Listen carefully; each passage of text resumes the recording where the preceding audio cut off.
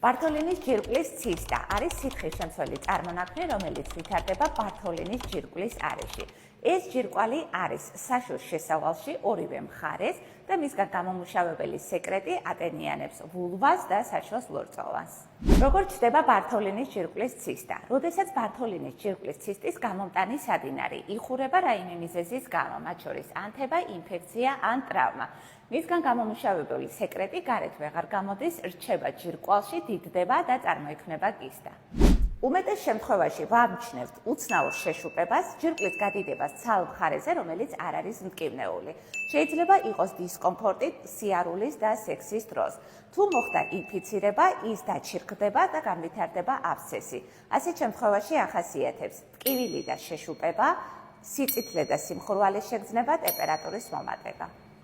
თუ შენიშნეთ ბურთულა, რომელიც დიდდება, ტკივილი და დისკომფორტი საშუას შესავალთან, აუცილებლად მიმართეთ გინეკოლოგს, რადგან თვითმკურნალობა და სიმპტომების იგნორირება არ არის რეკომენდირებული.